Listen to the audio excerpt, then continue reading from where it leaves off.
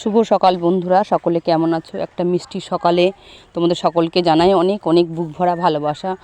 আমার ভিডিও তোমাদের কেমন লাগে সেটা কমেন্টে জানিও বন্ধুরা। এসছি একটা ভাইয়ের বাড়ি, দাদা ভাইয়ের বাড়ি, সেখানে কালী পুজোর নিমন্ত্রণ ছিল।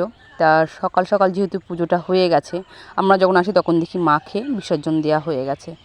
তা সকলেই সপরিবারেই এসেছিলাম এখানে প্রসাদ নিতে, প্রসাদ গ্রহণ করতে। তা এসে দেখি মায়ের এইখানটা ফাঁকা হয়ে আছে, তা মনটা খুবই খারাপ হয়ে গেল।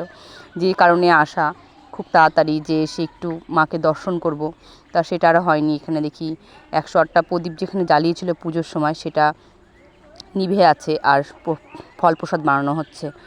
আর প্রচুর লোকের আয়োজন ছিল এখানে। তা পুজো দিনের বেলায় হয়ে গেছিলো, সেই সময় আমরা এসে পৌঁছাতে পারিনি। বাড়িতে আত্মীয় স্বজন, মানুষজন, পাড়া প্রতিবেশী ভর্তি।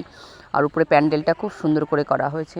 মায়ের পুজো, আমি এমনি একটু মানে তারা মাকে খুবই মানি, তা মা ভক্ত বলতে পারো। সকলেই এসেছিলাম, আমাদের ছেলে আছে আর ছোট্ট ভাইটা আমার সঙ্গেই এসেছিলো। সকলে একটু হালকা ঠান্ডা, তা কফি খাচ্ছিলাম। ভাইকে একটু সামনে মোবাইলটা ধরেছি, ভাই লজ্জা পেয়ে গেছে, কোনো কথা বলছে না। এতটাই সুইট আর কি, খুব মানে কী বলবো, খুবই ভালো। আর দেখো এখানে প্রসাদ বানানো হচ্ছে, যেহেতু ক্যাটারিংয়ের ব্যবস্থা ছিল প্রসাদের, সকলে প্রসাদ খাচ্ছে।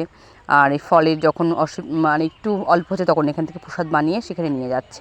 এখানে রান্না বাড়ার ব্যবস্থা ছিল বন্ধুরা, প্রচুর আইটেম ছিল রান্না বাড়া, রান্নার প্রসাদের ব্যবস্থা ছিল, প্রচুর রকমের প্রসাদের আয়োজন করেছিল ভাইটা। তা আমাদের সকাল থেকেই আসতে বলেছিল। সংসারের কাজকর্ম বন্ধুরা, স্বামী সন্তান ছেলেপুলে সংসার জড়িয়ে গেলে যা হয়, সময় বার করে আসা মানে খুবই শোচনীয় অবস্থা। তাও সন্ধ্যাবেলা এসেছিলাম, এই যে হালকা শীত, একটা চাদর গায়ে দিয়ে চলে এসেছিলাম এখানে। এই যে প্রসাদ তোমাদের দেখিয়ে দিই যে কী কী প্রসাদের ব্যবস্থা ছিল। পুরো বিয়েবাড়ির আয়োজন ছিল, শুধু মাছ মাংসটাই মানে যেহেতু প্রসাদ সেগুলো বন্ধ ছিল, তাই দেখো আমরা খেতে বসে পড়েছি। একটু ভিড় ছিল, মেয়ে প্রথম ব্যাচে বসেছিল। আমরা সাইড একটা জায়গায় বলেছিলাম সেখানে আমরা বসবো, তাই দেখো ওর মায়ের সঙ্গে বসেছে খেতে। আর আমার শ্বশুর আর আমার ছেলে সামনাসামনি বসেছে। আর সকলে কেমন আছো বলো? ঠান্ডা তো চলেই গেল প্রায়, আর 2-1 দিন হয়তো শীত থাকবে। এই সময় বসন্ত রোগটা খুব দেখা দেয়, সকলে সাবধান থাকবে। সজিনার ফুল, সজিনার ডাঁটা এই সময়টা খেয়েও খুবই ভালো লাগে। এই সময় পক্স রোগ দেখা দেয়, তা সকলে একটু সাবধানে থেকো।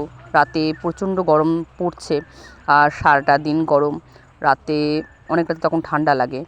তাই যে প্রসাদ পড়ে গেছে, আমরা যেখানে বসেছিলাম খেতে, খিচুড়ি, বেগুনি, ফল প্রসাদ ছিল পাশেই, আর নান ছিল, চানা মশলা ছিল, ফ্রায়েড রাইস, একটা পনিরের রসা ছিল, চাটনি, পায়েস, মিষ্টি, সকল রকম প্রসাদেরই ব্যবস্থা ছিল। তোমাদের প্রথমে দেখালাম যে কী কী আয়োজন করেছিল ভাইটা। 800 লোকের আয়োজন ছিল, আমাদের পুরো গ্রাম জুড়ে সেদিনকে নিমন্ত্রণ ছিল। তা আসা মাত্রই তো আর একজনের বাড়িতে গিয়ে খেতে বসা যায় না বন্ধুরা, এটা একটা মানে দেখতে খারাপ লাগে। আমরা অনেকক্ষণ বসে থেকে মানুষজন আসলেও কথা টথা বলছিলাম, তারপরে কিছুক্ষণ পর আমরা এই যে খেতে বসেছি।